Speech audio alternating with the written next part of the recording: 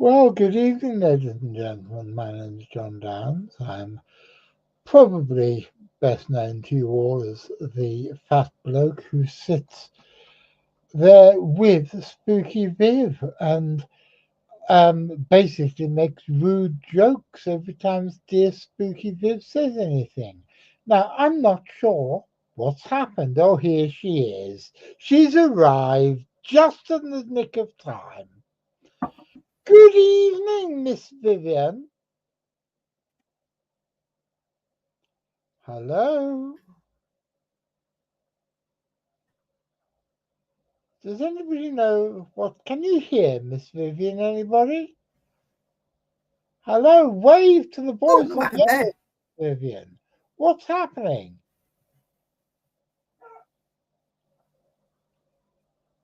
I don't know. The internet keeps going in and out. Yes, it's weird. It's okay. It's working now. As I was saying, I'm ladies just and checking gentlemen, the connection. as I was saying, ladies and gentlemen, welcome to Vivian's show. I'm just her foreign amanuensis who sticks his oar in once in a while. And I believe Daniel's on his way to see us, isn't he? Dan's on his way to see us. Maybe. Okay, I'm sure, ladies and gentlemen, you'll all remember when you were Can you hear small me out? children going to see the pantomime of Peter Pan. At the end of it, when Tinker Bell is grievously wounded, you all have to cheer and say you believe in fairies in order to get Tinker Bell to come alive again and go off and do whatever it is she does. So I think we all have to say, we believe in Dan. We believe in Dan. If we all think hard enough about Dan, then he will arrive.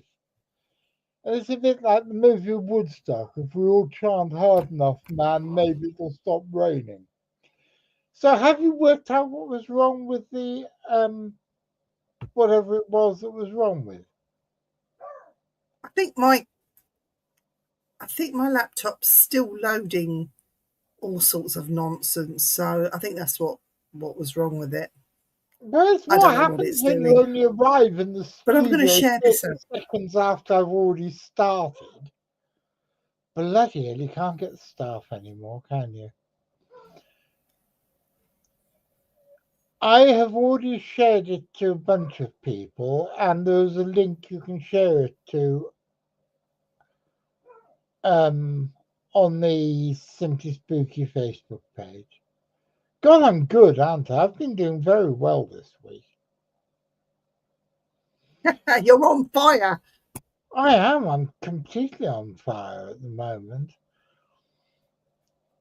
I don't know if there's anybody actually watching. Oh, we've got a comment. Sarah.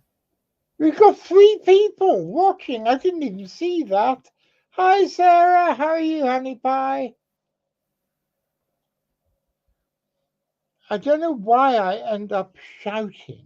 It's because I think that because Sarah's not in this room, I have to shout loud to get to her. But how do I do this? I can post Sarah. Hi, both. Hi, Sarah. I'm still learning to how to use this software, so you'll please forgive me if I cock things up like I do remarkably often. However, I hope it doesn't end up being as much of a cock up as as last Wednesday of the month show when I thought I'd switched it off afterwards.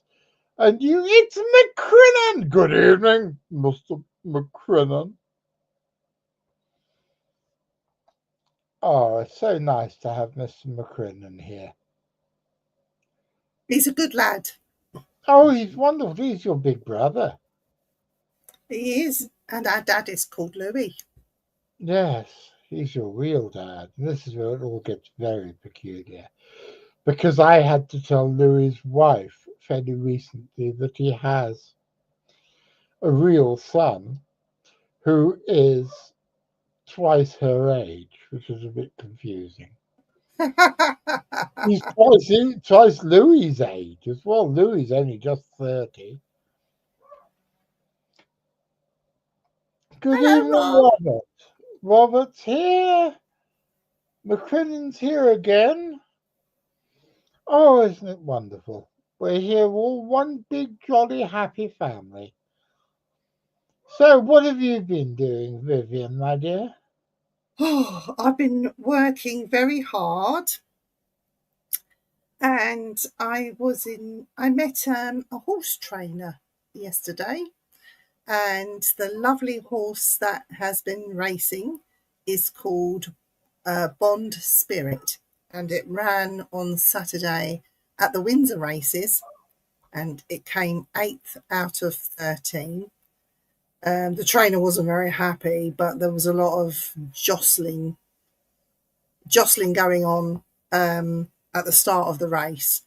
But Bond Spirit is going to be racing, I think it's either Chelmsford or Colchester Ladies' Day this weekend.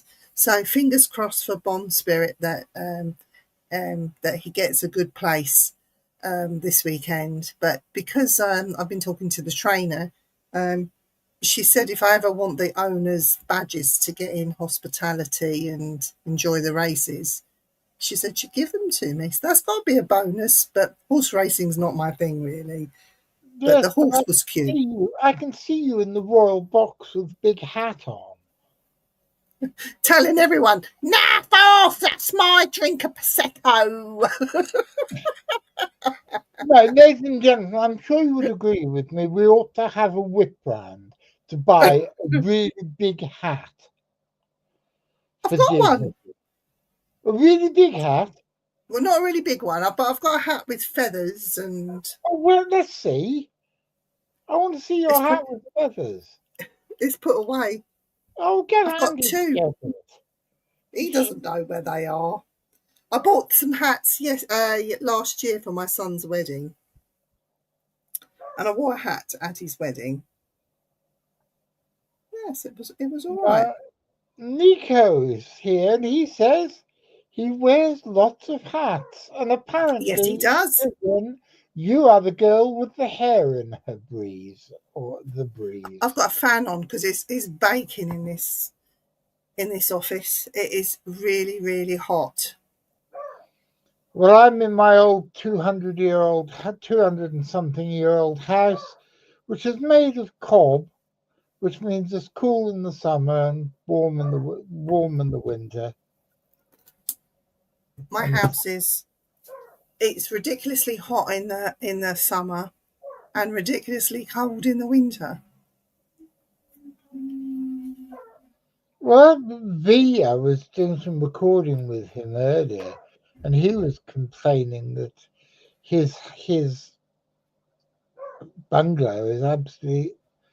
You're not supposed to be vaping. It's not good for you, young lady. I know. I put that nicotine pouch in earlier and my gums started to bleed. So I thought, you know what, I'll go back to vape. Hang on, what nicotine pouch? You can buy these little nicotine pouches now that sit under your gum, on your gum up there.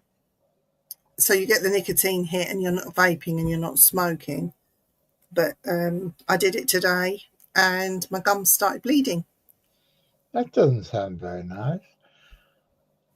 I must admit, I think that the thing that I'm addicted to is whatever crap Messrs. Benson and Hedges put in with their tobacco, because even back when I smoked, I didn't get a hit from anything that wasn't a Benson Hedges. Oh, really? Yeah. And I haven't had a cigarette in 8 years now, and I still have the odd cravings.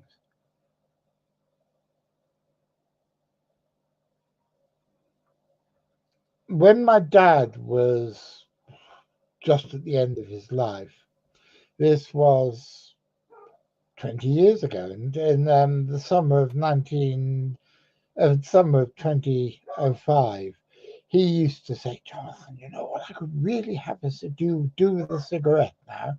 I said, well, Dad, I got some if you want one. He said, no, I haven't had a cigarette since 1961, and I'm not starting again now. And I said, Dad, it doesn't matter now, man. You can drink gin for Yeah, breakfast. yeah. You can chain smoke if you want. It doesn't matter. But he still refused to. But I Oh, only good for say him. this, that because in 44 years, he still, after 44 years of not smoking, he still had cravings for it. Oh, really? God, yeah. Oh, wow. Well, I've got a question to ask you. Something strange is happening in the Fens because the number of roadkill has increased dramatically over the past couple of weeks. And I just wondered if you had any thoughts as to why all of a sudden, I mean, there'll always be roadkill, but it seems to have shot up and doubled in 2 weeks. There's an awful lot of roadkill on the roads up here in the Fens. The warmer weather meaning more animals are out and about. I don't know. It's quite sad, actually. Oh, it's very sad. So, I just noticed an increase, and not all of it is happening at night when it's difficult to see them on the road. I went to work in the morning and sun was up. Came home in the evening, and there it was. There's just loads of it. I just thought. I wondered if you had any thoughts as to why are the animals acting strange? Do you think, or is it just Um, Robert normal? Roberts just suggested climate change. What sort of animals are we talking about? There's been an increase in badgers, deer. Um, I noticed rabbits. Rabbits, you get lots of rabbits round here. Pheasants. Um, Mainly badgers. Badgers seem to be on the increase. Well, most of the animals you've mentioned are crepuscular feeders. They eat in dawn and dusk. And with the weather getting better and, like Robert says, climate change, the dusks are longer, warmer, and more comfortable for them to come out and rush across roads, and Yeah, which is sad. it's really sad. And to see the badgers, I mean, if I was one of these people that stuffed animals, I'd be in my heyday because there'd be so much to work on. It's a matter of picking it up and putting it in the freezers and getting around to doing that one. It it's crazy. We've even had foxes that have been hit, which is unheard of around here. There are foxes, but you don't see them. It's but Well, yeah. there's a mate of mine's a taxidermist, and he actually eats roadkill. Or wouldn't eat a badger. Apparently, they taste rather good. Do they? Wouldn't get I it in the don't oven, know. would you? I Oh, don't know. I'm a vegetarian. I'm not going to go around eating burgers. B says you've Apparently, they tried taste to get the flu, and then you'll be able to take smoke vapes in your lungs. By the time the flu is gone, nicotine cravings have died down. That's how I stopped. Do you know, I got pneumonia. It didn't stop me. And then a few years later, I had the other one, not pneumonia, when it's fluid on the outside of the lungs. And that didn't stop me either.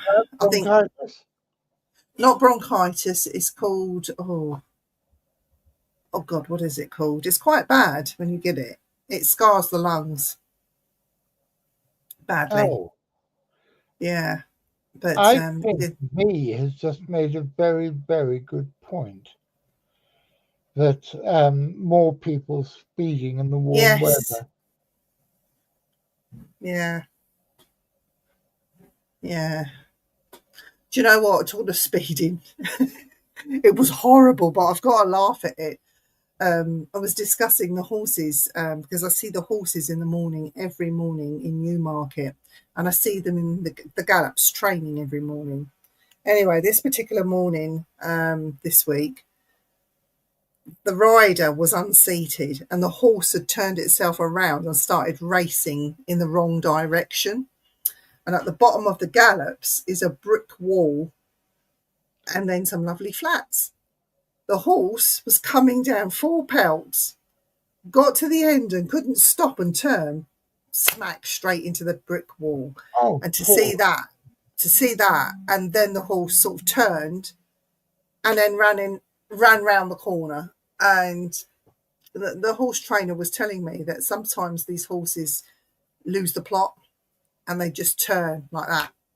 And they either run, they don't stop until they are stopped by something. So a car, a wooden fence, brick walls, anything. But she told me how this particular horse had run from Newmarket down into the next village in Burwell. And because it was running and just acting crazy, it ran straight in front of an Arctic, and that's where its life ended. But she said, there's no way you can stop them.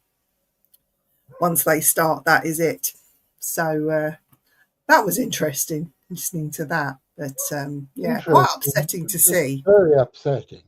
Yeah. That's a good idea, Nico. I don't know enough about the effects of magnetism, but I do know that magnetism is one of the things that triggers migrations, both on a global and a local scale. So it might, I think you might be onto something there. Yeah. A mixture of that and these thing about people speeding. They are talking about the Earth's magnetic fields shifting and changing. And with the polar caps melting the way that they are, it's got to have an effect on it, surely.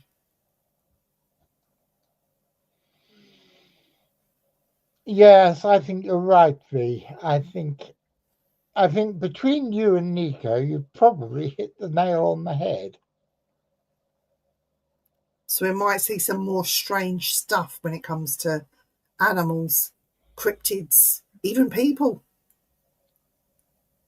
Well, people are always bloody strange as far as I'm concerned. They're all weird, aren't they? I understand animals much better than I understand people. I did a couple of counselling courses back in the day. I did a grief counselling course, and I did a clairvoyant consultant course, which is a form of counselling. And it was quite interesting what I learned sitting those counselling courses about how grief affects people in different ways.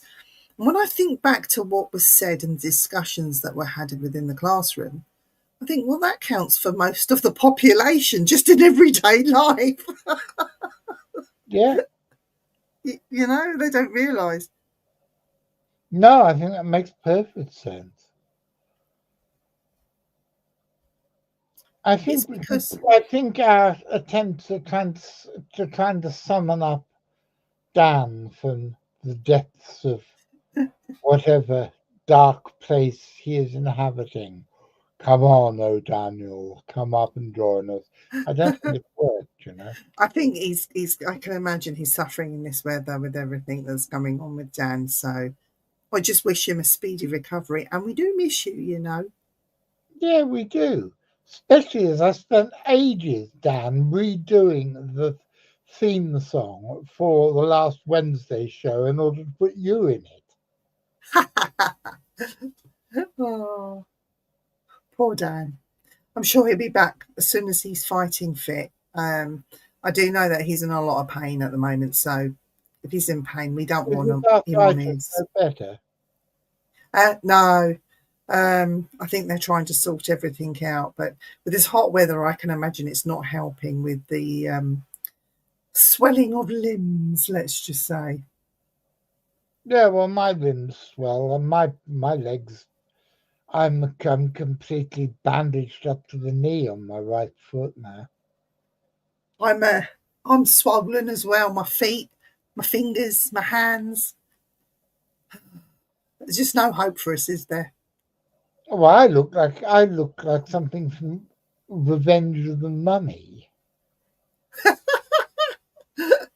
There's nothing wrong with being a mummy. No, and you've also lived in Egypt, so you're the one who should be hanging around in the pyramids, go, whoa. Do you know what? It was quite interesting over in Cairo because there's a little known place called the City of the Dead. And people think, oh, it's somewhere really glamorous to go and visit. Actually, it isn't. What the City of the Dead is in Cairo is an area that was used as a cemetery. Because they'd run out of space, people had moved into the cemetery and built houses on top of the graves. So they were actually living with the dead right underneath their floor. And because so many people had moved in, I think it was over 3,000 dwellings, that they had to give them running water, electricity. I don't think gas is supplied, but electricity and running water had to be provided for them. And it became a little community. But if you go into one of those brick-built buildings, they're only very small. The grave is right underneath them, just 6 foot under. It's quite astonishing. It's quite imaginative and a good use of space, but I couldn't imagine living on top of a grave like that. That would make me feel uncomfortable. Well, my dining room next door has got this big stone flagstones on the floor, and if you crowbar up one or more of the stone flagstones, you'll see they're actually old gravestones. Are they? Yeah, they're old gravestones that how my long ago predecessors got away with it. Getting gravestones, I don't know, but they are actually gravestones used as my. Are they great? Are they anyone buried underneath? Probably, but not that I know of. Should get some skulls up and sell them. You get a few quid for those. Yeah, I've got a skull. No, sell them and get the money. I'm not talking about skull. I've got the skull that I pinched from the hospital I used to work in. Was once upon a time a teaching hospital. Yeah. And as it was closing down, I was nosing around in a locked cupboard and I found the remains of a skeleton in there. So I pinched it. I've got it now. That's brilliant, that is.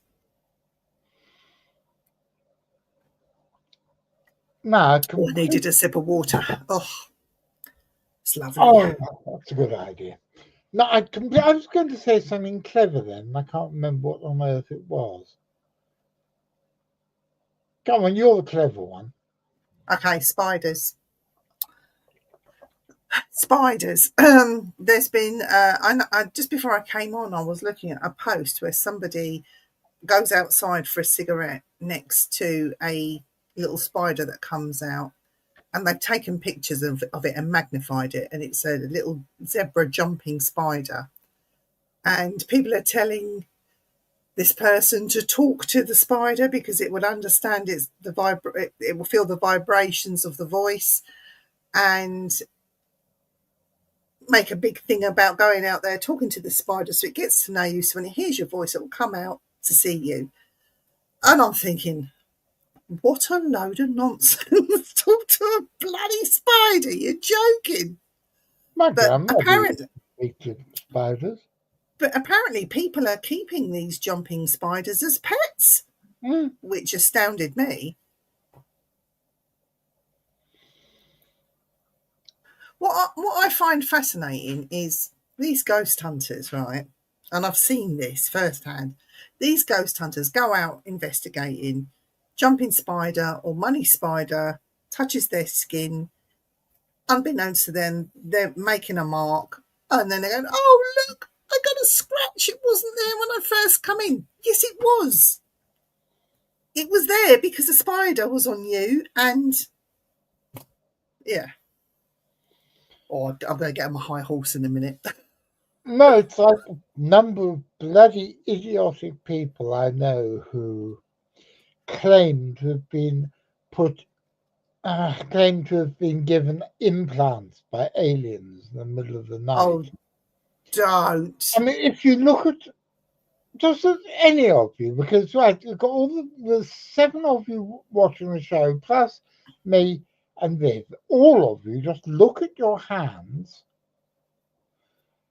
and if you look hard enough, you're going to find so many little scars, little indents, little bruises. That doesn't mean to say that you've been attacked by aliens. I mean, look, I've got a bruise on my finger. Can you see it I've there? got a hurt. I've got a hurt too. Where's my hurt gone? I was And it's picking at it purely today. because I'm clumsy. Oh, what the hell have you done, you ridiculous woman? What on earth did you do that?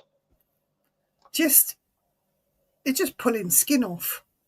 A bit of skin. If there's a bit of skin, pull it off. If there's a spot, squeeze it. If you can't get it out, get a knife and dig it out. So if you have an implant, why aren't you digging it out? What's wrong with you? Because there isn't one. Maybe. You're weird. You're just bloody weird. Now, I You tell know you that. what, I saw a thing the other day on here, and I can't remember how to do it, that I could actually put a poll in the chat. And we could see how many people think Viv is weird. Do you know, if you've watched that Dr. Pimple Popper on the television, that would be my ideal job. I'm happy as long as I've got gloves on, squeezing somebody's zits out, I'd do it all day long. Well, you're just weird as well, Mr. McCrinnan. That's my brother. We got the same Yes. likes. Oh, God. I think I'm going to have a word with Louis. He didn't bring you up very well. You know what? As long as I've got a mask, because my glasses will protect my eyes, because when you squeeze some spots, they really do spurt, proper spurters. Other ones are like slow, long pieces of pus that are quite hard that come out. That's fine.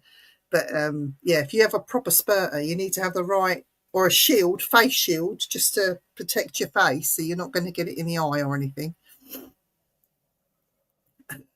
Now, I thought I was the weird one in this relationship. No. I'm perfectly fucking normal. You're the weird. Oh dear. There's nothing more satisfying than squeezing a spot.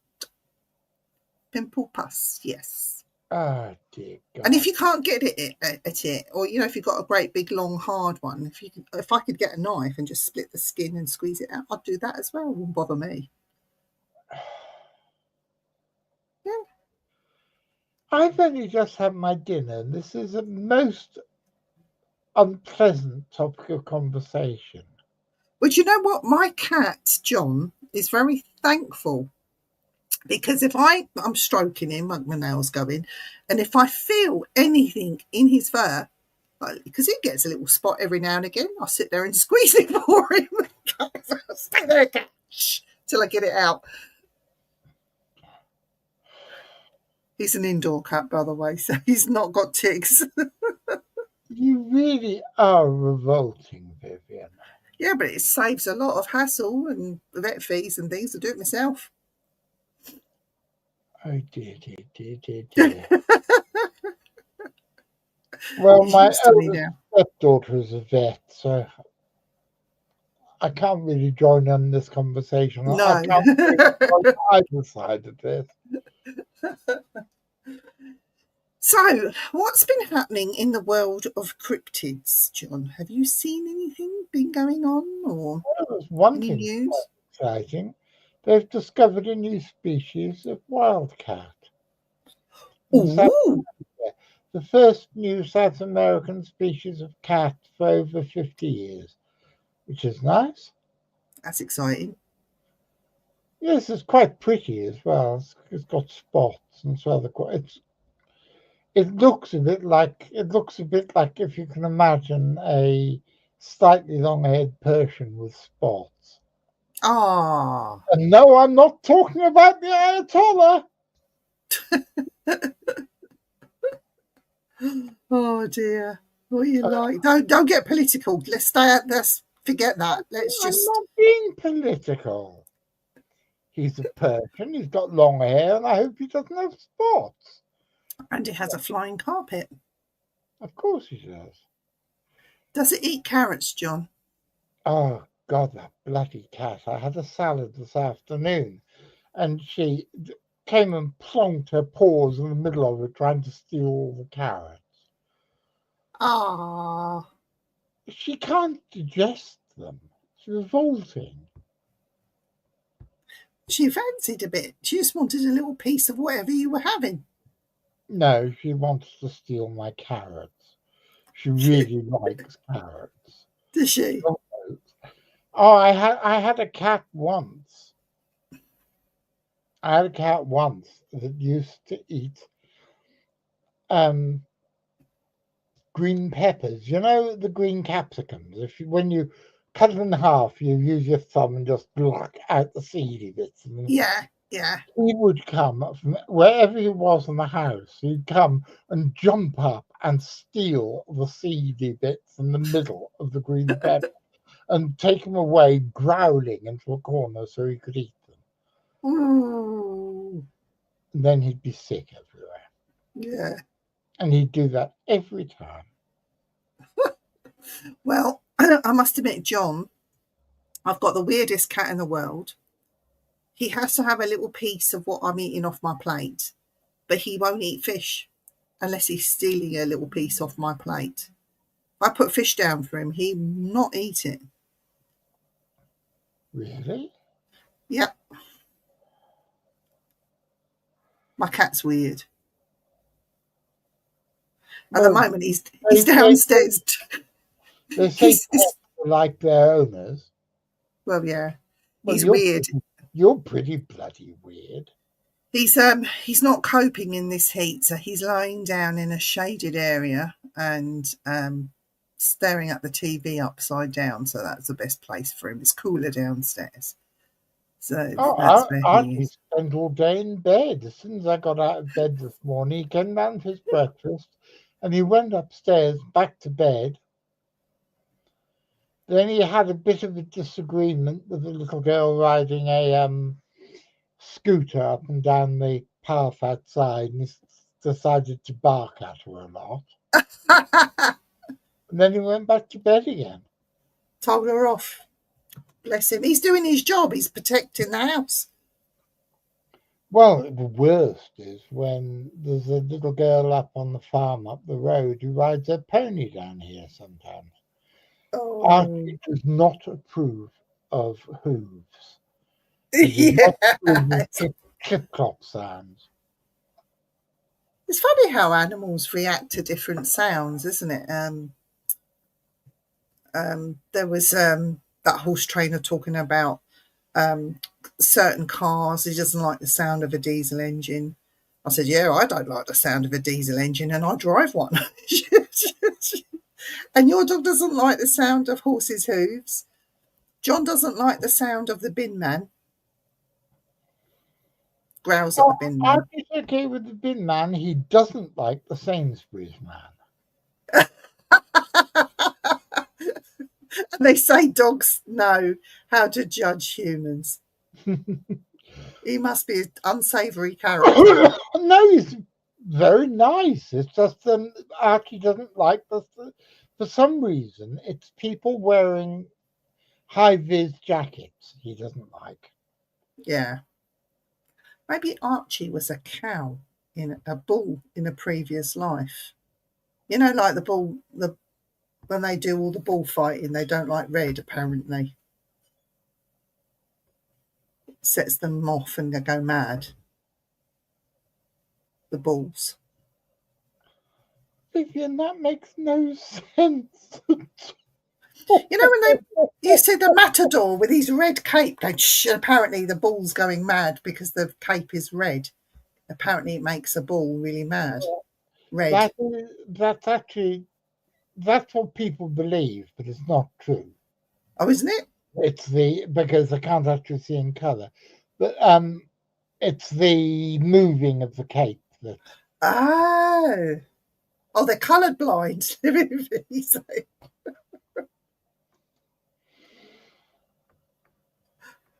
Oh dear.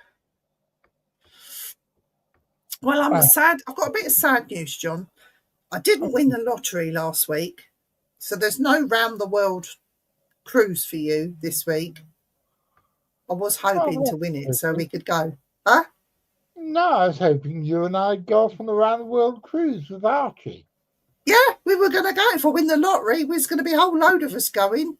We'd have a right old knees up on that ship. And Archie would probably then get seasick, so it's probably not a good idea. Oh, you didn't win the lottery either, V? Oh, what a pity. No. So next week we might. And then you might have to come with me to Dhaka because I have to go and find my black camel to bring back here. It's got to be a black one. Vivian, my love, my dear sweet girl, what the fuck are you talking about? So if I win the lottery, I'm flying to Dhaka to purchase a black camel, a baby one. Which Dhaka? The West African one or the Middle East? Middle East. The Middle Eastern one, yeah. And then I'm going to get my camel, and then we're going to fly him back here. So most people have a pet horse, you know, a pony, and they have that in the stables. Not me. I'm going to have a black camel. And I've already picked out his name. Go on, ask me what I'm going to call it. What are you going to call your black camel, Vivian? Nigel.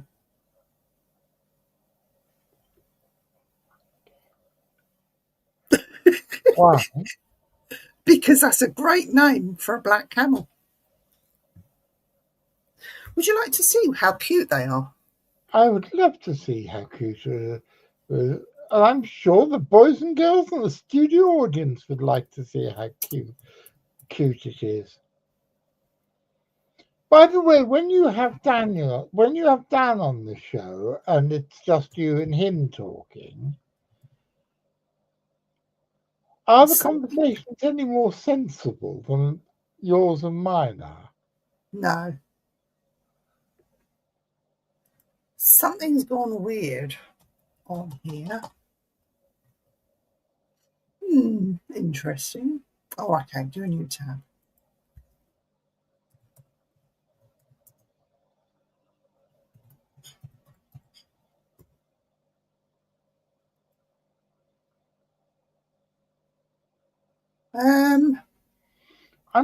Come on, we're all waiting. As I'm typing, I'm getting numbers and not letters. Something's gone wrong. Okay, let's have a look. A black camel called Nigel.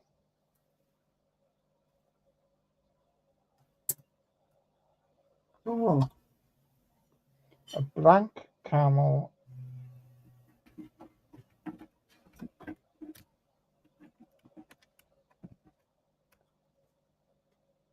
So where are you going to keep him? In a stable. Do you know what? I think.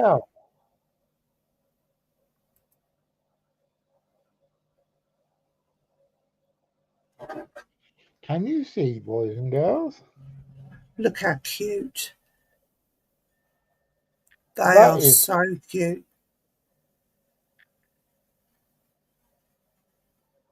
That's a fully grown one there. They are so cute.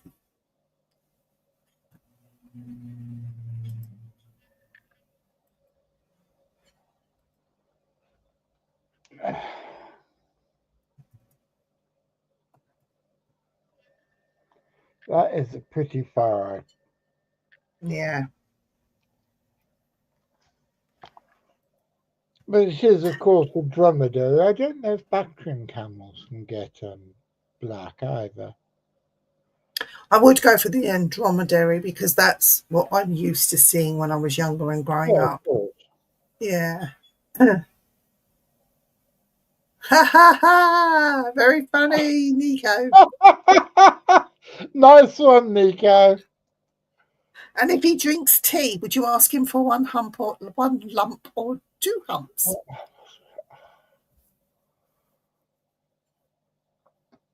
Quasimodo? No. Yeah, My black camel is going to be back in called Notre Nigel. Dame. No, he's going to be called Nigel. But then again, you couldn't have the Hunchback of Notre Dame called Nigel, could you? No, it has to be a Nigel camel. And when people are out riding their ponies on a Saturday or Sunday morning, I'll be out on my camel, trotting past, saying, hello! Well, Imagine the looks on their faces. you'd have to get one of those big headdress things. Or one of those. I'd get shot. No. You'd have to. I'm thinking of you looking like Lady Hester Stanhope. Hang on. Hester Stanhope, who gallivanted all around the Middle East. Where I can see you wearing a hat. Something like that. Yes. But no, we'd have to get you. We'd have to get you all Arabian Nights up to the gills. Oh dear, John, you're getting into Viv's weird world. Oh my dear, I joined his. Yes, we are a great double act, you and me, because we both can talk inane bollocks for hours on end. Yeah. Oh dear, I don't know. Well, I have seen, talking of black things. You can't say that anymore. Well, no, we can, because black is a colour. But I saw recently that they've discovered, or someone took a photo of a black lynx this week. Oh God, they're gorgeous. They are beautiful. Insanely beautiful. So, yeah. I'm afraid you're right, Robert. I've been infected. The thing is, though, with Robert, I'd have to be very careful because a camel has a split hoof. So I'd have to tell DEFRA wherever I'm going with my camel, just so they know, and I'd have to get it all sort of checked and above board and everything. So, yeah, if it's split hoofed, I've already done some homework. If it's split hoofed, yeah, DEFRA need to know about it, and they need to keep coming back and visiting. Yes, but it does mean if there was another outbreak of foot and mouth, it wouldn't be.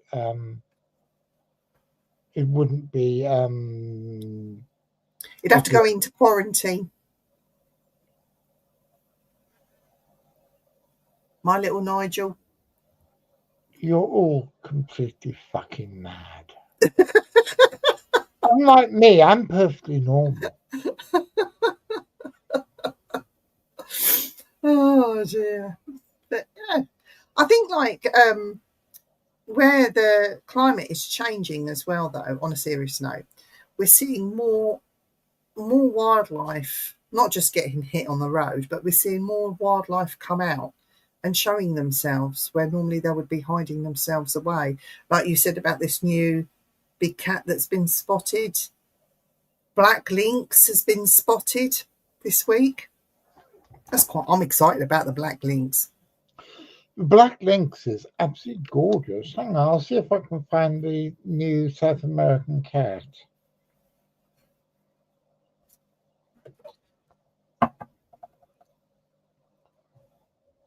I've seen the black bunny rabbits on the side of the road.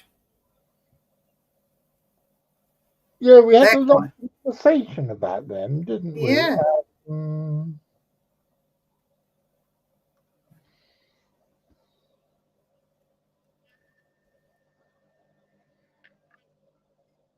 Isn't that gorgeous? Oh, he's cute. It's cute. I tell you what, it's much easier rather than trying to share screens and stuff, just to put pictures up on iPads, and that's insanely beautiful. They've got such long back legs.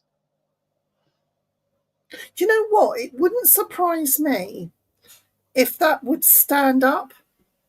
Well, it looks like it should be able to, like that, shouldn't it? Like a dog can. It wouldn't surprise me either. I don't know if it can, but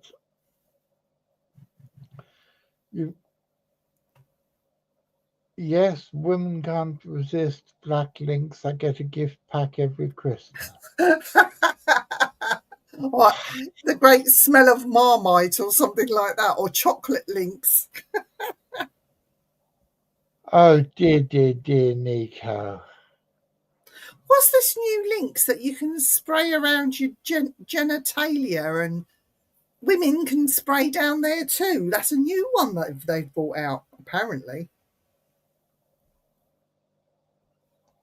I have no idea what on earth you're talking about. Yeah, black bunny rabbits, V, yes. Here we go. This is a conversation starter, and I found this by accident. So, wild lynx Yes. or a wild dog? Lynx, oral lynx versus wild dog. Who would win?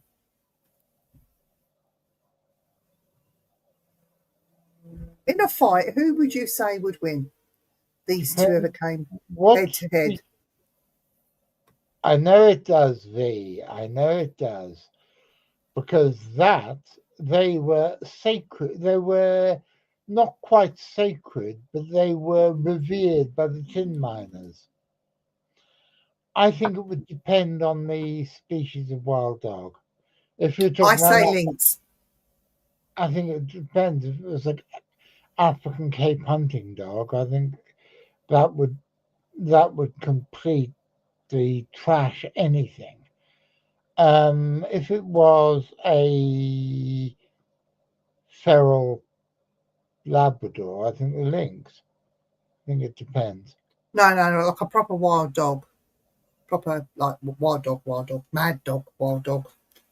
Sweetie pie, there are an awful lot of different species of dogs. What's this one?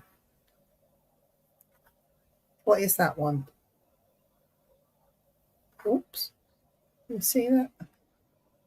I suppose you can. I can see it's a dog. I can't see what it is. Actually, it looks like a water buffalo, but it's not.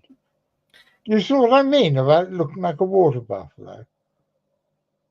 No, it looks like a dog. It's just that where I've got a light on. Hang on, let me just move the light. Oh, that's hot. See that a bit better. I can see it's a dog. I can't see what species it is. Yeah. I say, no, Robert, you're encouraging her, going on about Yeah, you can, can't you, Robert? There's a new lynx spray that you can spray in your trousers now, apparently. Ugh.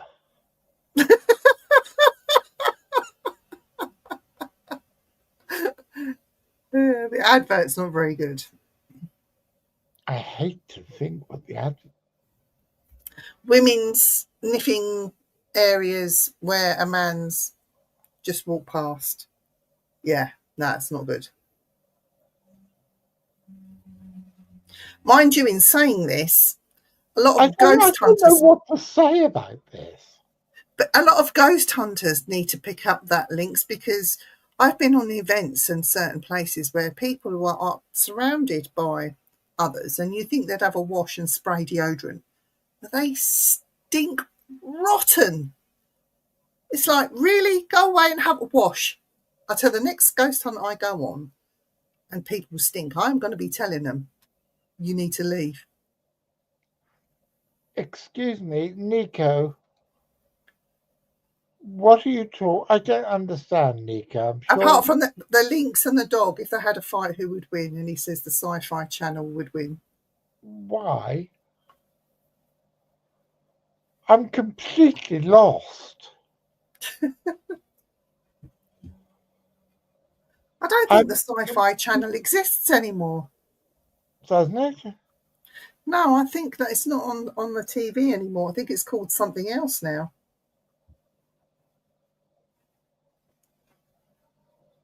I've made, because the American Sci-Fi Channel and the British Sci-Fi Channel are two different companies. Yeah. I've worked for both of them, but I never watch television anyway. No, you just appear on it. Well, a different channel, but you do appear on it. Not as often as I used to, but I probably will. I'll probably appear on it more once I'm back into Exeter.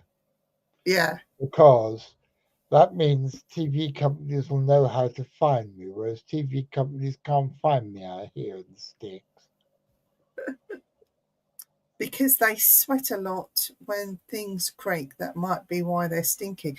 No, V, it's because they don't know that soap needs to meet water and then meet skin and wash. That's what it is.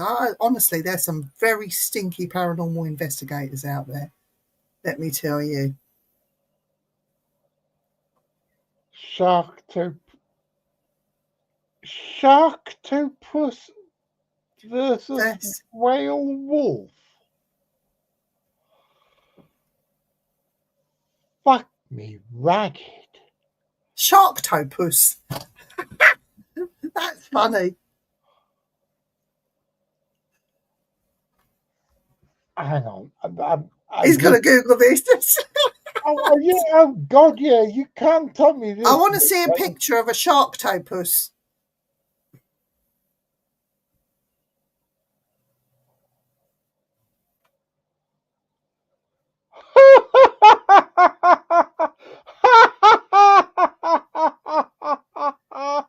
Oh, my God. What the hell is that? It's a sharktopus. For God's sake. What's a whale wolf look like? Okay, well.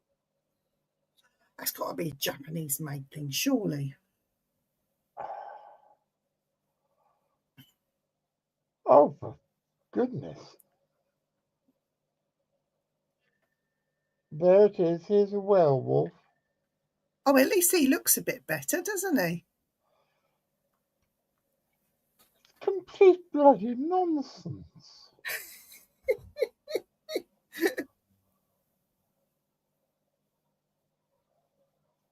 But you can actually see them all on YouTube. Oh, can you? Oh, we'll have a look later.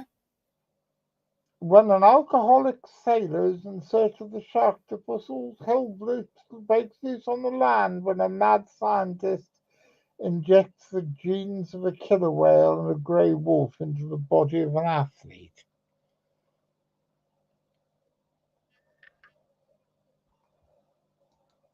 I have heard of Sharknado. Do you see why I never watch television? Yeah, it's just a load of nonsense. I'm more of the ghosty horror genre. And I haven't seen a good horror now, really, for quite a number of years. I do watch horrors and the new ones that come out. There has been no good horror films that have come out in years and years and years. which is a Maybe shame. that will all change when you see Sharktopus. Sharktopus horror. Oh, so yeah, I'm waiting for the next big horror film to come out. They keep releasing The Conjuring, which is Ed and Lorraine Warren's trilogy of lies. And it's okay for entertainment purposes. They're not based on true stories. But watching those, I just think they're pretty tame. I mean, yeah, we need a really good vampire story to come out that grabs everyone that's into their horrors, or a good slasher movie. Yeah, there's been nothing. Or a good possession movie. Robert suggested that you watch that. Locked. Okay. I'll give it a go.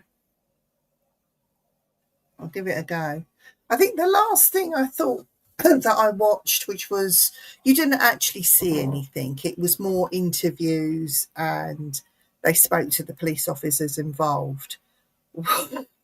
I just couldn't believe what I was listening to. There was a serial killer in Australia, a woman that was caught, who at that point, when the police had got to her, I'll have a look at that. She had skinned her husband. She'd murdered her husband and had skinned him on the kitchen table. And she'd hung up the skin by the front door. So when the police officers came knocking on the front door, she didn't answer it, obviously, but they peered through the letterbox and they thought that they saw a curtain, but other police officers had gone round the back and obviously seen the body with that minus his skin on the table, broke in, arrested her immediately. But she'd started to cook up parts of her husband's body to eat it. It's not something that you'd think a woman would do. It's more, through history, it's more sort of men that have done that. But yeah, this woman, yeah, she'd sort of lost the plot and killed her husband, skinned him, and was chopping him up to put in the cooking pot, which was, I just thought, crikey, what drives a person to reach that point? I don't know. Ugh. Right, okay. I don't watch that sort of stuff ever. I've always had a morbid fascination with serial killers. I suppose, like in a former life, I might have been a forensic scientist or someone that caught baddies. I don't know, but there was always a fascination in people that murder other humans and for what's going on in here and what drives them to it. And then you get the other side of it, which is the cannibalistic side. They don't just murder, track people down, pick out their murder victim, get them, murder them, and then cook them up and eat them.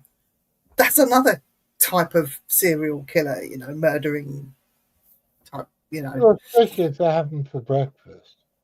Yeah. Instead of their cereal. Yeah. And then you have these people that, yes, they have this kind of tendency where they could kill, but what they're doing is they're going on dark web and asking someone, I want to eat human flesh. And then somebody saying, okay, somebody wanted to eat a man's human genitalia. And on the dark web, they started chatting and he even agreed to let this man do that. And so he did cut off his genitalia. He survived it. And then the man that did it cooked it up in a frying pan and ate it in front of him. And this was all consenting. It's like, well, what kind of nut jobs do that? It's just, yeah. I think the human brain is fascinating in every dimension that there is, whether it's bad, good, bad, ugly, weird, or just strange. Fucking hell, Vivian, you're revolting. It's just to try and understand the human brain. That's all it is. Lovable, but revolting. Go on, John. Stop moaning and get up then. Oh, you know what it is? It's because I put the blind down because we've gone into full sunset mode. So you might get blinded for a little bit. It's not too I bad. want to see the sunset. Oh, it's very strong here at the moment. Here he is. There you go, John. Hello, John Cat.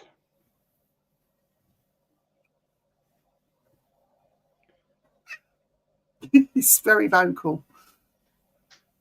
He realises I've got a fan on here and he's going to just hog it, you know.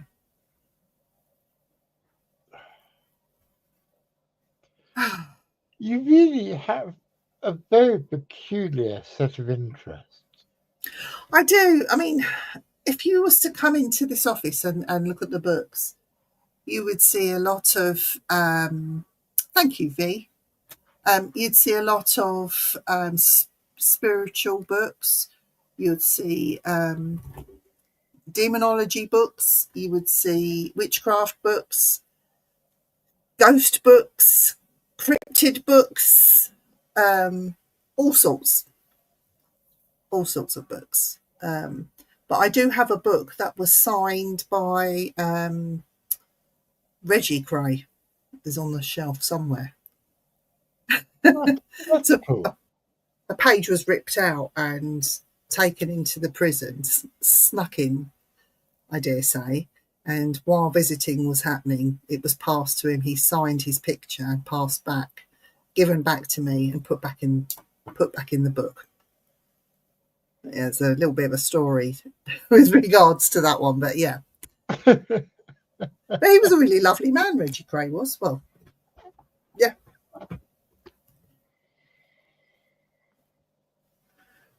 We will end up eating each other when the animals are gone.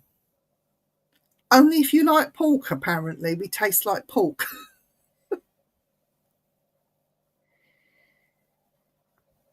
I've got the email address of one of the Manson family, but he's still in prison, so we can't get him on the show.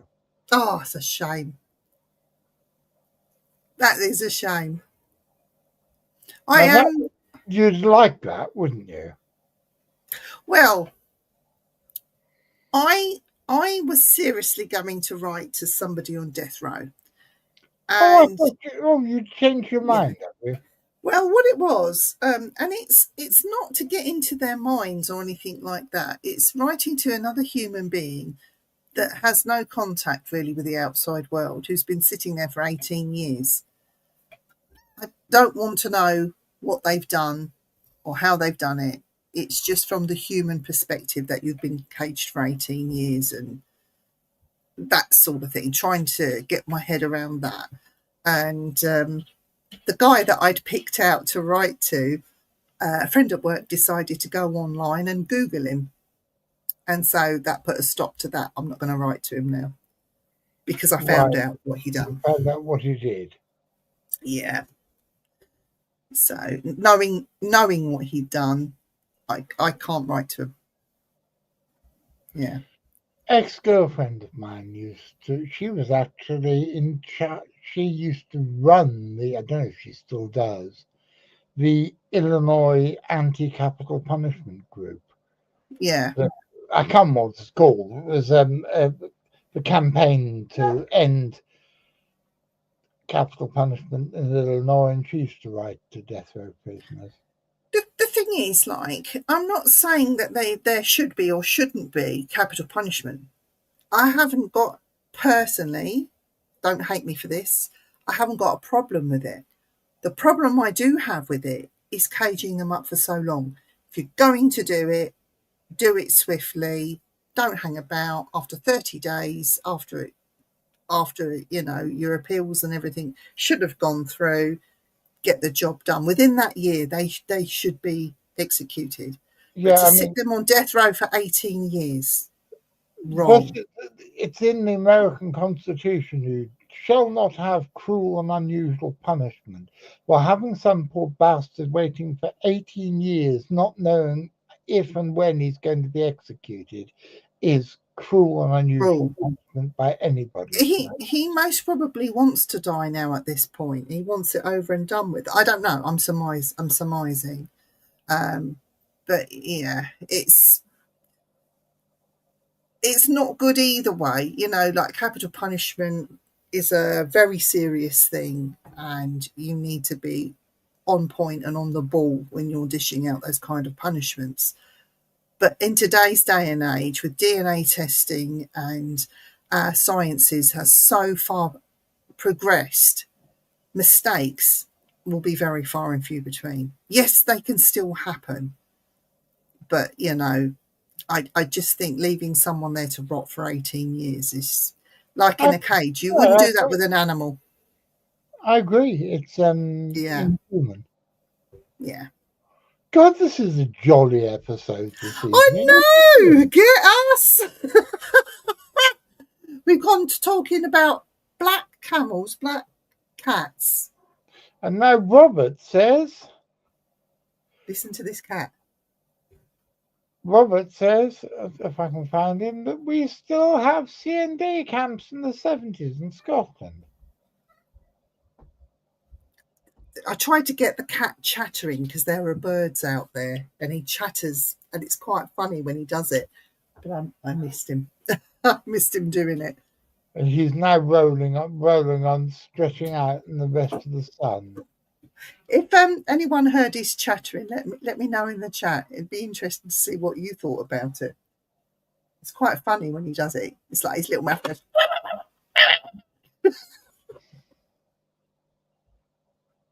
Softy. Get your foot off of there.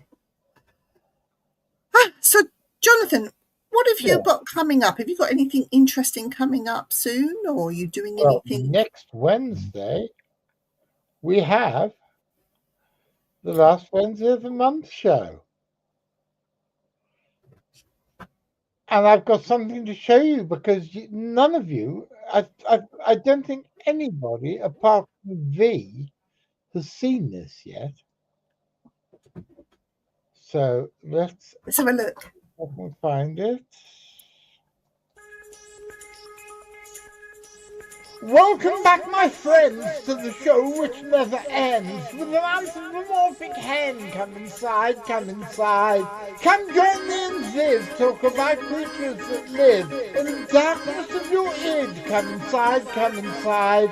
Come inside, believe me folks, it's great. Streaming on the last Wednesday at 8. Come inside and here as well, you know. We'll take you places you want to go. Come and see the show. The Comedy Rhino. Come and see the show. It's great, you know. They're behind the boxes in criminal in a box. There's Canadian Dave Scott. Come inside, come inside. Goodness, it's his nib for one only in Squid. Exposing late most of kids. Come inside, come inside. Come inside. The show's about to start. An insane mix of science, class and art. Come and see the show. It's good, you know. Come and see the show. The last Wednesday show.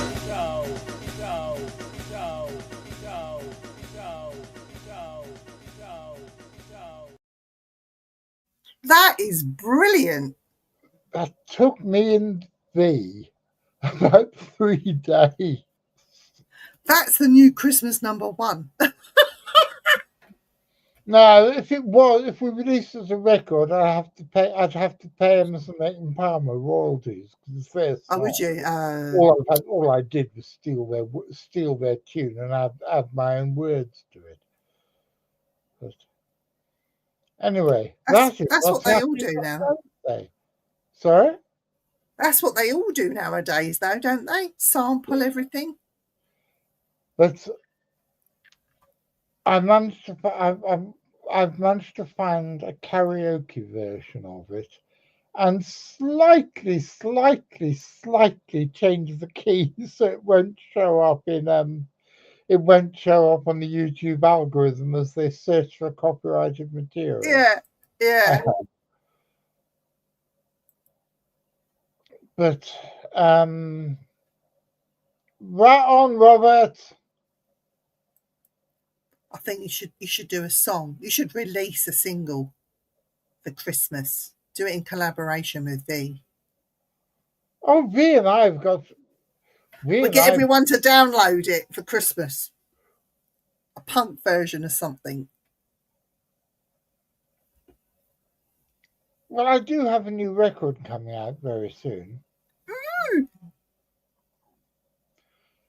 I'm 3/4 of the way. Well, no, I'm about a quarter of the way through the mastering process at the moment, and so we could have a last Wednesday show reviewing your record. Oh God, no! I don't. I hate reading my reviews, and nobody. You might get bad ones from Dan, good ones from me, mixed ones from. Oh God, I forget his name now. I just call him Loch Ness Monster Guy. Ian Squibbs. Mr. Squibb. And then you'll get ones from Mr. Canadian Bigfoot Man. I'll just go, hey man. And then nothing.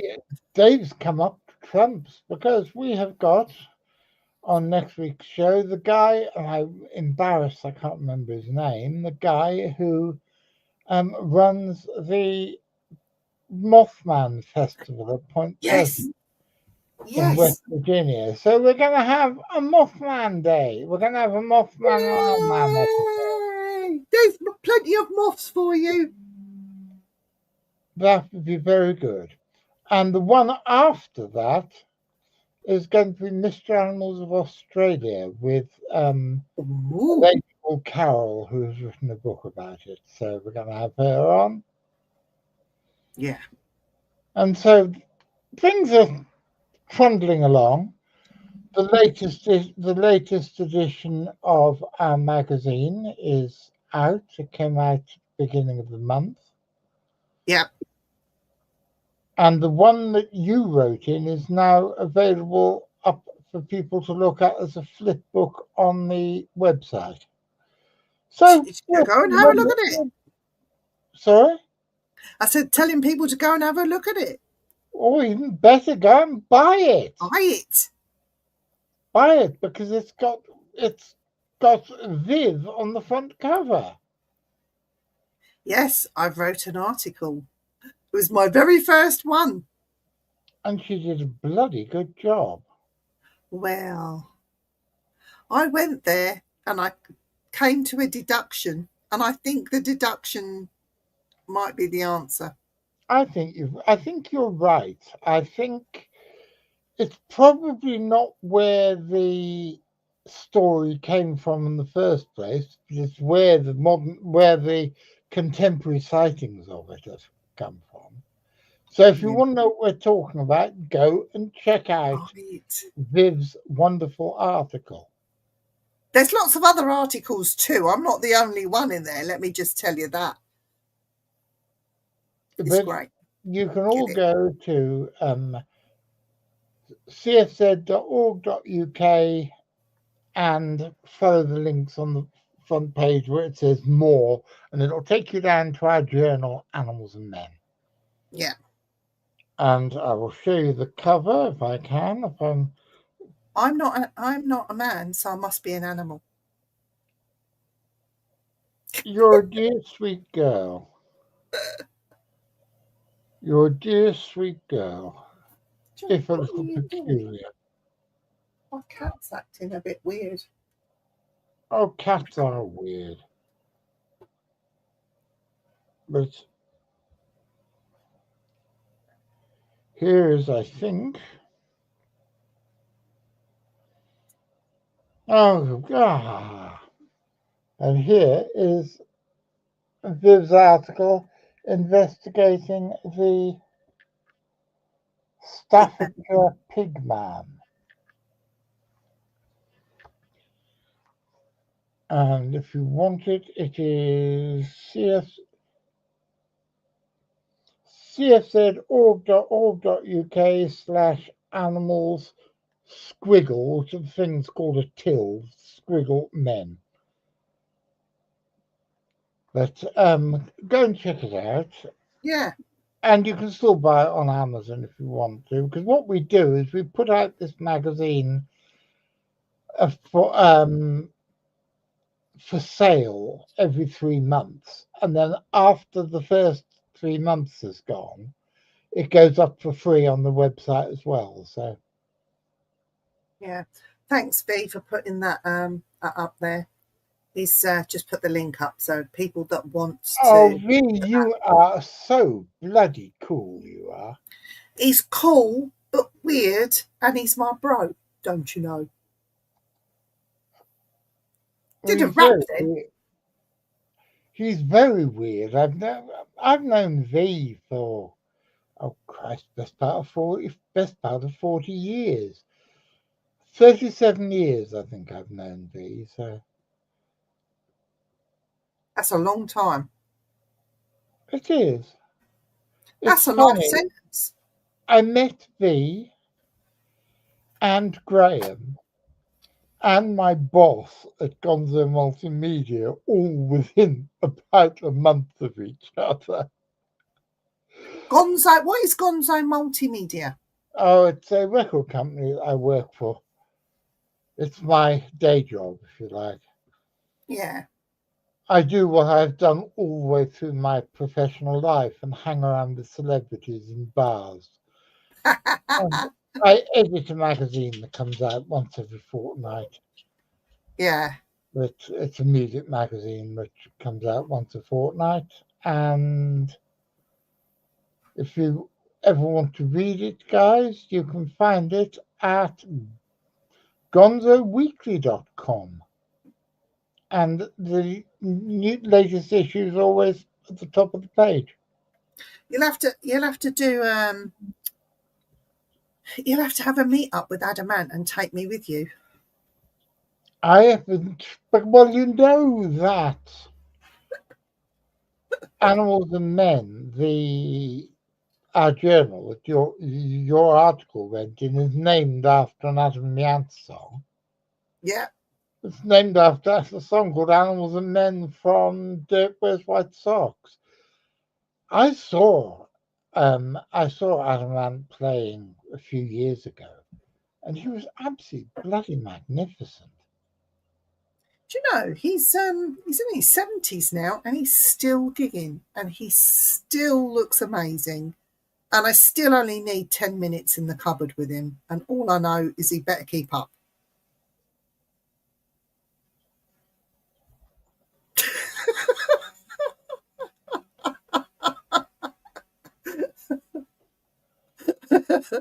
I think I've managed to make him quiet for a second. Look at his face.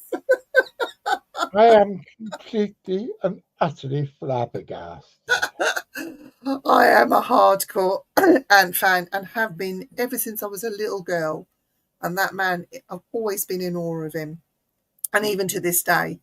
And I would hate to think that if ever I got to meet him, that he'd turn around to be a right nasty, horrible, vile individual. I hope to God he isn't, because that would just shatter a whole lifetime of dreams, and I used to have him on my walls and posters all around the bedroom and on the ceiling because I'd run out of room, and it would break me. I've never heard anything bad about him. I've always heard that he's a nice bloke. Yeah. He suffered with bipolar, and he went through a really bad period in his life, I can imagine. Well, so do I. And I can imagine being somebody in the forefront like that in his heyday when all the fans were crazy. That he went through a lot then as well, I can imagine. But I'm sure. He's my hero. Well, I can't introduce you to Adam Ant, but I'm bipolar and a singer of sorts, and I wave my arms around. Hello, Daniel. Mr. Barnett is on in the chat. It's Hello, Ned. Ned. Hi, Daniel. Hi, Ned. So what's happening, Daniel? Come and tell us stuff. He's going to be a busy bee coming up soon. I'm not saying anything. Zip it, lock it, throw it.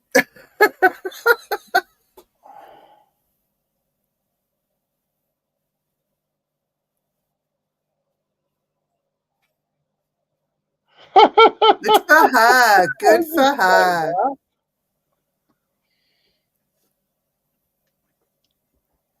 I've just had this vision here. You've got young Daniel watching the show and listening to us and thinking, who the fuck is Adamant? Yes. He's even older than me, Daniel.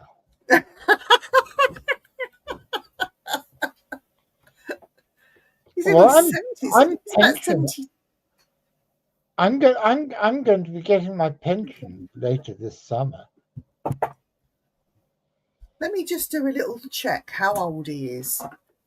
Because, let me just see.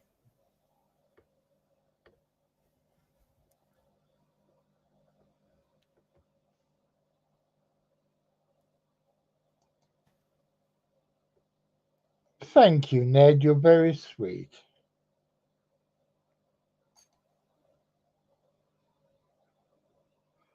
He's 70 years old. He was born in 1954. Well, I'm 66 years old and I was born in 1959. And Daniel, you're now 16, so I can tell you to fuck off without being insulting forward. He tells me all that all the time. Who? Daniel? Or me? Oh, Nico. We should read what Nico's just put up there.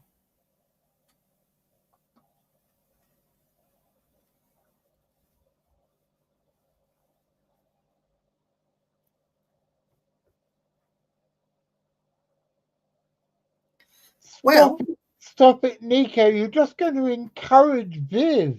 She's behaving. Do you know what I did? Do you know what I did? I went to a record company party after a gig a long time ago. And Lemmy Kilmister was at the bar, pissed as a fart, slurring his words. It was the bar was holding him up. He had those horrible white cowboy boot things that he always used to wear. He stank. It was disgusting. Anyway, I was made to go up to the bar to get a round of drinks for everyone because it was all free. And he leant into me and he put his arm around me and he went, "So, are you going to buy me a drink or what?" And I punched him. I got him right there. So he fell back. I said, "Get off me. You stink and you need to change your boots. The bar is free. Go and piss yourself somewhere over there," I went. And then I walked off and everyone was clapping and cheering. Because back in those days, Lemmy was a bit of a hooer, let's say. And he thought that I would be one of these groupies that was happy to go with him, and I wasn't. But yeah, everyone clapped and cheered. So I punched Lemmy in the face. I've thrown... You know he was a mate of Viv's. Was he? V's. Yeah. He was horrible. And I've pinched... that night, I pinched Bruce Dickinson's bottom, like that. I was dared to by Anita Dobson, who I was sitting with. Fucking hell. That was all at one do. And we got told off by the staff, me, Anita Dobson and my friend at the time. We were sitting there stealing bottles of Dom Perignon and hiding them under the booth and behind the cushions. And she put one in her handbag and I put one in my handbag. And we had about 15 bottles of Dom Perignon and the staff came to take them back, but they allowed us to keep one. They didn't see the one in Anita Dobson's handbag. It was good few years ago. It was such a great night. She she's a lovely lady. She's getting on in years now, and so's a fella. But that was such a funny night doing what we did. But yeah.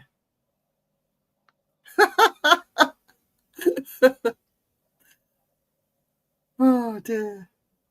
I don't know what you mean, Daniel. I don't know how this could get to another level. Oh, okay. Yeah, I'll give you a call.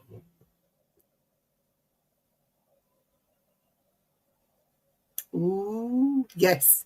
Yes. I would leave now. Leave now. Oh, for God's sake, this is bloody hell. Ned says, I wish I knew you then. I'll tell you wouldn't. I would have got you into so much trouble.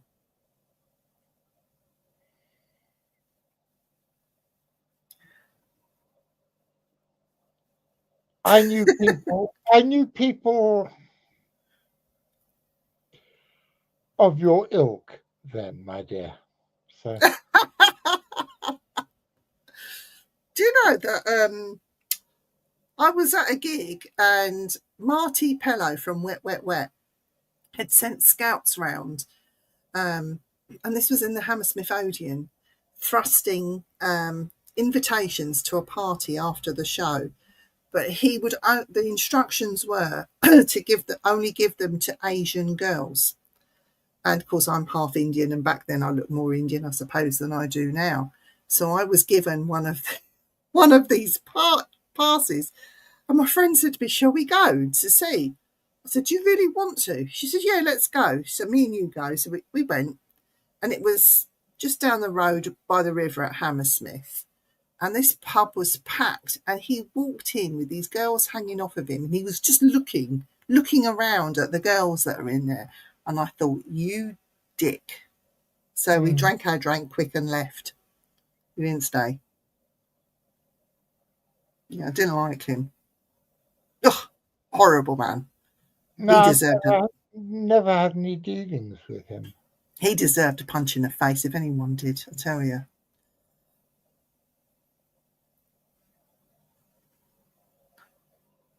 And they said we would have had so much fun. Oh, The stories I could tell you, honestly, I can't put them on air because I would get taken to court. But the stories are true, every single one of them. The things I'd seen, what I've experienced. Yeah, not great. Could sell those stories to the press; they'd have a field day. Well, back in the summer of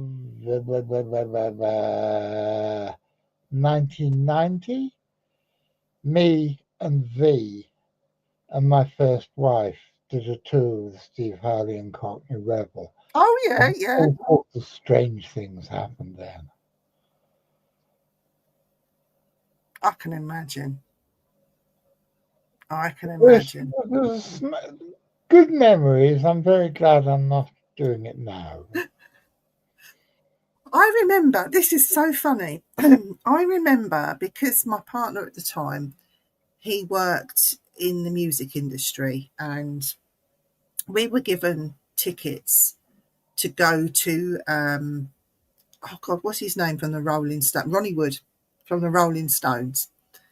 He'd done all these pieces of art, his artwork, and he was putting on this exhibition and selling some of his artwork. But it was before it gets open to the public, it was like the press and VIPs get there, go in first sort of thing. So I was in there and I was told quite categorically, stay there, have a drink, don't move, I'll be back later, which is the usual thing that I got in those days. So every time the tray came round with a glass of something, I'd have one. I'm slowly getting pissed, but enough to be able to stand straight and hold my own, you know. And was it Ronnie Wood? I'm sure it was Ronnie Wood. He said to me, come up to me. He was pissed as a fly, but oh no, it wasn't Ronnie Wood. Yes, it was Ronnie Wood. He said, do I know you? I said, I think so. I said, you've met me before. You didn't. I said, you met me before. Oh, have I? Oh, you must be a really good friend. I said, yeah. He said, have another drink. Kept supplying me with drinks. And he kept staggering around talking to people about his artwork. And I'm just standing there. He says, I do know you, don't I? I said, yeah, you do. I said, I'm a great mate of yours. Oh, let's have another drink then. And this happened all night. And I was looking at this man, not knowing who he was, thinking, I recognise his face from somewhere, but I'm not sure who he is. And it was Ronnie Wood. I was just drinking his drinks, telling him I was his friend. It was so funny. Another time was the Sex Pistols at one of their reunions. And my partner at the time had a good friendship with John Lydon. He kept coming up to me, do I know you? I said, no, you fucking don't. Now piss off. And he'd go, oh, okay then. And he'd go. Going back. Because he was so scary at the time, you know, in your face, like with that silly smirk. Do I know you? No, you don't. Go away. Just so funny. And then he realised who I was. I was with this guy that he grew up with. So, yeah, it was funny. Yeah. Strange things that I can talk about, but yeah.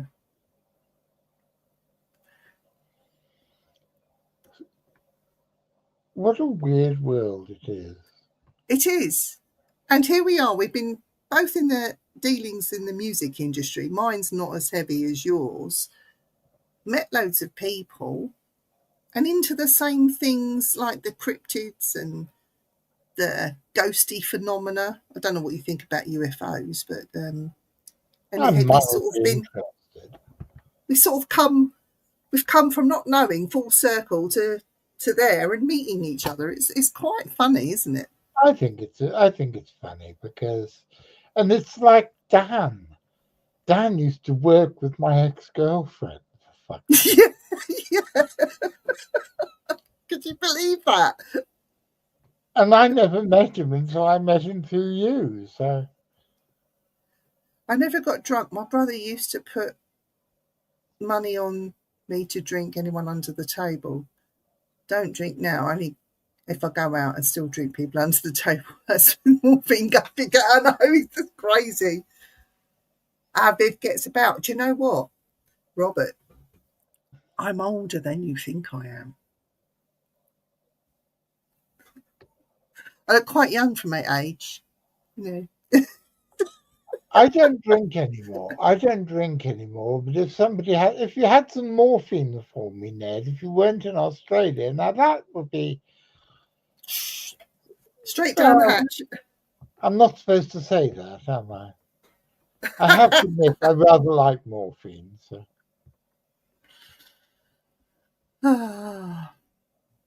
10 years running security at Wembley. I've got some stories. Do you know what? Oh, Nico. I used to hate security at Wembley. They were called Showsec, if I remember rightly. And my partner at the time was Seymour Security, sort of Hammersmith end. And then that Seymour Security has to go out with them to gigs at Wembley. And we used to ruck with the Showsec security. It used to be so funny. Oh, for God's sake. I know. Well, we were young and stupid back in those days, but yeah. Compared to this, I've lived a very quiet and demure life. Do you know, I've seen the most weirdest gig, and I've seen a lot of gigs. I've seen a lot of bands. Some of them I didn't even know who they were, and found out afterwards that they were really big in their time. People like Yes, the Grateful Dead. I saw them. I was like, who the hell are these people? Yeah. I do work with Yes and with Rick Wakeman. Did you? Now I still do. And then I think the weirdest gig I've ever been to in my life was a band called Stryper. Oh, the fucking Christian heavy metal band. they used to throw out Bibles into the crowd and they'd all be jumping on them. And I'm thinking, what? What is this? What is it? And I just thought it was a weird place to be throwing out Bibles, but they loved it. It was the weirdest gig I'd ever seen. Yes, I've never seen them, but I know of them. I've read about it. Fucking very strange. It is strange, a strange thing to do. But they were like not cheap, nasty, rubbish books. They were half decent things that they were throwing. I'm thinking, bloody hell, like the cost of the ticket must have paid for the Bible and then they're getting a free gig. What is this about? I just didn't understand it. Didn't understand it at all. No, that is a bit odd.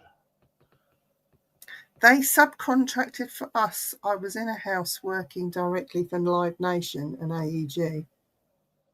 Ooh, I got worried when I see people in Scotland miles from anywhere.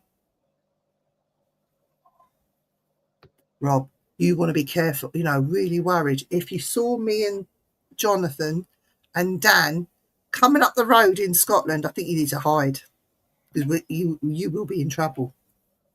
Not because of with us, but because of us. Let's get that right, because we're lovers now. We're not fighters. I never really was a fighter. I was. Let's fight everyone. Tried to fight Lemmy. I beat him. Last time I got into a fight, it was with one of the security people at the Hammersmith Odeon. I bet I knew him.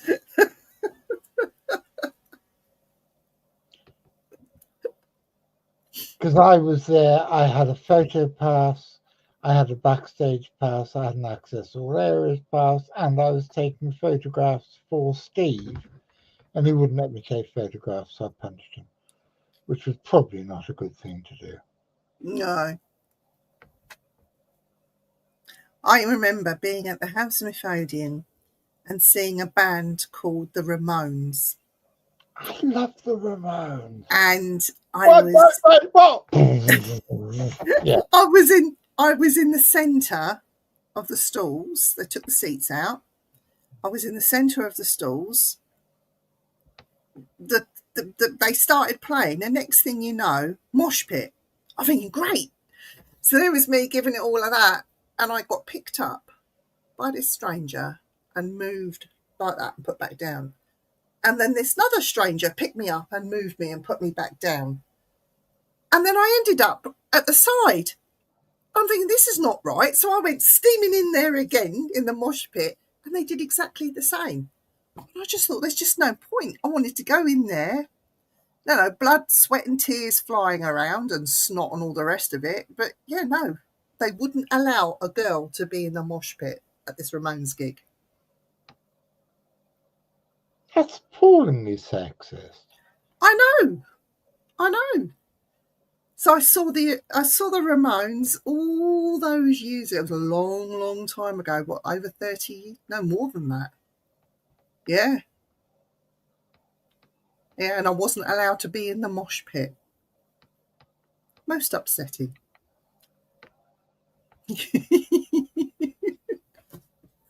Oh, we could go on talking about gigs and music all night. It's a great subject. Considering we're supposed to be talking about spooky stuff, we end up talking about memories of fights we've got into at gigs. Do you know what, though? I reckon the Hammersmith Odeon, has got to be haunted. Has to be. Because I've witnessed people falling from the balcony and being taken out. I've been aware of people having major heart attacks at gigs and being taken out. I mean, we don't know whether they've lived or survived, survived or died. But yeah, no moshing for me. I wasn't allowed.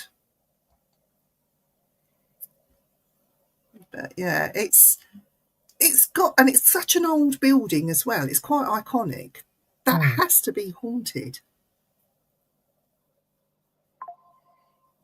It wouldn't surprise me. The last big gig I did in London, I was filming Hawkwind doing the first live space ritual, and this was, God, 10 years ago, something like Yeah, that. I remember No, Hawkwind. longer than that, but 10, 11, 12 years ago. And I was part of the camera crew for the extras for the DVD, and I did that. That was at, oh Christ, what's the place called? What's the bloody place called? The completely and utterly lost where it was. Yeah. Shepherd's Bush Empire. Oh, the Shepherd's Bush Empire. Yeah. Yeah. Isn't that oh, it's quite an old pub that's not too far from there, and it's called the Bull and Bush. Mm. Did you ever go in that? I know it, yeah. That holds so much history, that particular pub. Ned's asking, can you go and investigate it live? The trouble is with the Hammersmith Odeon, now called the Apollo, is that there's always something on there. It's never left dormant, if you like. So it'd be very difficult to get. I suppose I could get in. Shepherd's Bush Empire V. Because there's been lots that has gone on in the Shepherd's Bush Empire, isn't it? It never used to be called the Empire. It was something else before, wasn't it?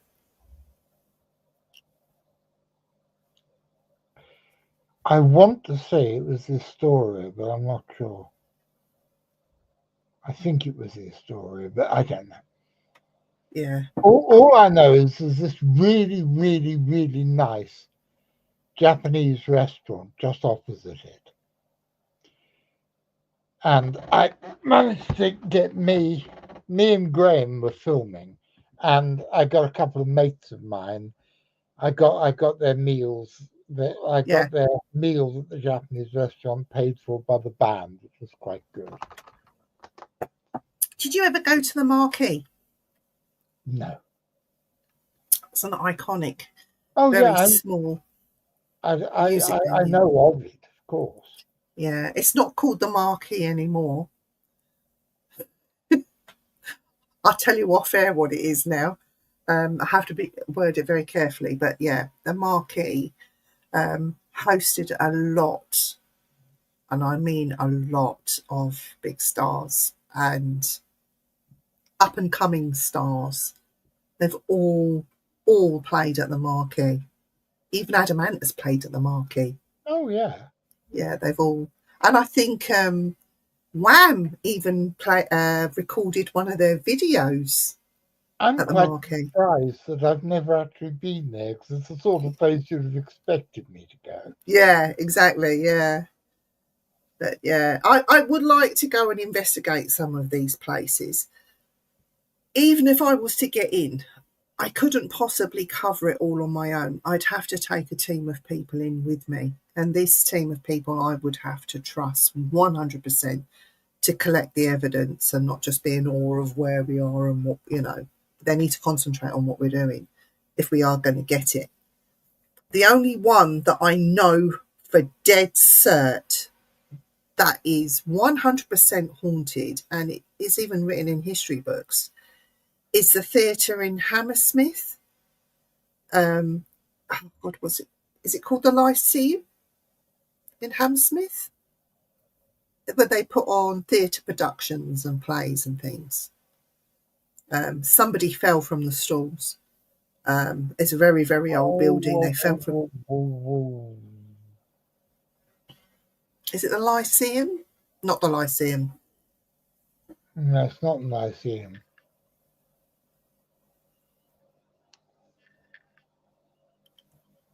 I'm trying to think of the name of it. I can picture it. Just to walk past it all the time, but yeah, that one is definitely haunted. But yeah, it's quite interesting, these theatres, isn't it?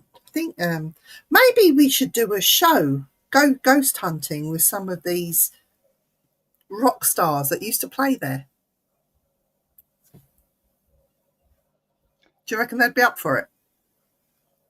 They're too old now, I should imagine. Well, I don't know, because some of these,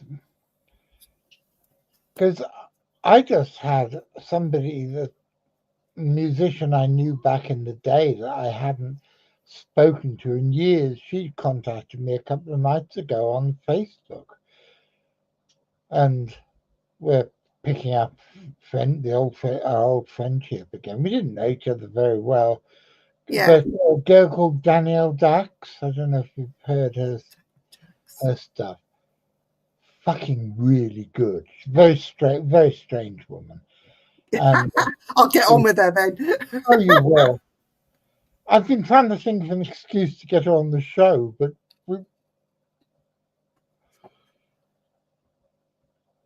we could talk about high strangeness. Yeah, but she's just. I'll send you some stuff of hers and see what. Okay. But I do think we should go ghost hunting, and you should come. I think you and I need to start a music show. I can feel it coming on, can't you? But my music is so extreme, from right up here, this genre, to right down there. I like all genres. It's like the other day I've been listening to reggae and speaking with Jamaican accent. And I was told to shut up and turn the music off because I was doing their head in. What it was. Was that Andy? Yeah. Shut up. Yeah. Yeah.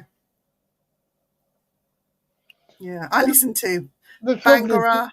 You're half Indian. You're not half Jamaican, so you can't even say, you can't even call him racist and say that he's not allowing you to express your cultural heritage, which is not my culture. Cultural heritage. Even to the African tribal music, I love it. If there's something about that, Nettie's in. Nettie's here. She's skiving. Get and do your bloody paperwork, girl. Oh God, yeah, York Opera House. Oh, yes. Have you ever been there? No.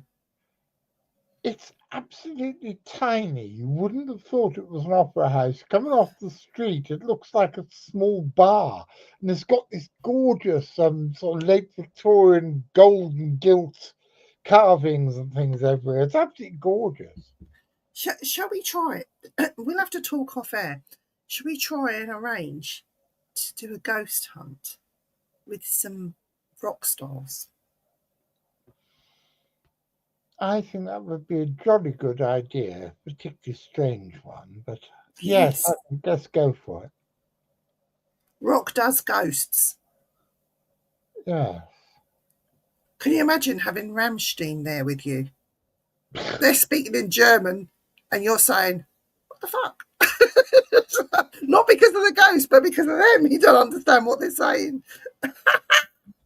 Well, I do know that the guitarist Masabisa, he's one of my clients, and he's seen UFOs. We get him in. Yeah. We get him in on the investigation. He's a really nice guy as well. I published his book and proofread it. And well, Ned's asking, you could talk to Elvis. I have had a conversation, I believe, with the late, great Farouk Bulsara. Oh, God, and I know somebody, V knows somebody who has spoken to him on a Ouija board. Yes, I did it on a Ouija board as well. Oh, my God. And the conversation that I had was about the tapes. So he's the ones his sister still got. His sister still got them, yeah. the tapes were in his mother's attic, never been released, never given to Queen. It was just stuff he did. They were put in the attic, and when Mum died, everything went to Sister, so she now holds the tapes. She doesn't know what she's actually got there. It's worth millions. But it was all about the tapes that his mother had. How many are there? There's about 8 or 9 of them. There's quite a lot. That's if they didn't get damaged. I wonder if... Does she want to release them? Maybe she's not allowed to. Maybe she's not allowed to, which is why nothing's been done with them. But yeah. And that was all on the Ouija board. When I moved up here, I never saw Mrs. Balsara for many years, and then when I did eventually go back to Feltham, she'd passed away, but God rest her soul. She was a lovely, lovely lady. But yeah, it's strange how that happened, and it only happened the once. Never, ever, ever came back again or spoke again. That was just the once. That's if it was him. It might not have been him. Well, if not, there is something going around pretending to be him. How would they know about the tapes? Okay, I'm going to have to get... Me and V were told in confidence, I can't say who it is, but I can try and get him on. He's another old rock and roller, so I can probably get him on the show. Oh, I love an old rock and roller. You know me. Oh, we could talk about music all night. Love it, love it, love it. Well, maybe in the same way as we've got the last Wednesday of the month is Cryptozoology, maybe one other Wednesday of the month we do a music one. Yeah, that's a good idea, actually. Maybe we could get a music celebrity on. Oh, I can probably get several music celebrities on. Trouble is, most of my celebrity friends are dead now. But well, we could contact Mr. Goddard and see if he'd want to come on. I'd sit there like this. I wouldn't be able to talk. Come here. Yeah, you'd just be slack-jawed, wouldn't you? I just wipe my lips every now and again. While he would be singing, "Who taught you to torture? Torture. Yeah, I know that. Torture." But anyway, we're coming to the end of the show. We've got 4 minutes left. But Sweetie Pie, we came to the end of the show half an hour ago. Oh, God. We've been doing this for 2 hours. Oh, wow. Doesn't feel like it. No. It's fun. Write your sack down. We'll have to, what was I going to say? We'll have to have discussions. Yes. But I think we ought to try and maybe do a music show once a month. Yeah, it'd be nice. I still know enough live people to... I'm sure I know enough people to be able to get some people in. I'm sure you know a few people you get. Yeah, I mean, I could ask for somebody to come on, but the show would be an absolute disaster, and we would have to just not be responsible what come out of this guy's mouth, because he speaks as he finds. He's not rude. He's quite factual, and he can come across quite scary, but it depends. If you get him on a good day when he's not had a drink. Who's that? He's not John Lydon. Well, I would love to meet him. Trouble is with that is, you know, Keith Levine, who was the guitarist in Public Image. Yeah. The original guitarist from The Clash. Yeah. He and John Lydon fucking hated each other. And Keith was one of my clients. Oh, is he? He's dead now, but he was one of my clients, which is all a bit. I wouldn't tell him. I wouldn't let Mr. Lydon know who I was. John Matlock, Glenn Matlock. He was best friends and went to school with my ex. And the trouble is with Glenn, though, he's still involved in the music industry now. And he does a lot with Deborah Harry as a bassist, and Brian Setzer from the Stray Cats. He does a few things with him, and Slim Jim. If you remember that name, Slim Jim? Slim Jim Phantom. That's him. So, he's quite a busy man. But if I can get hold of him, and I've got his phone number somewhere, I could give him a call. But it's very sort of hit and miss whether you'd get Glenn on. I could ask. No, I think you and I let's have a chat about this. Chat about this when we're not on stage. Well, what do you guys think? Would you like a music show? Would you like a music show once a month? Deadly silence now. We can hear them all going, but we wanted to know about ghosts. We want to know about cryptids and Bigfoot and Mothman and Dogman and Catwoman, Eartha Kitt. I'll see you lot going around a string of stories that have been thrown out of places with your drugs in your pockets. Yeah, we want you to talk to Eartha Kitt on the Ouija board live on air. Fuck me, that would be good. Could we?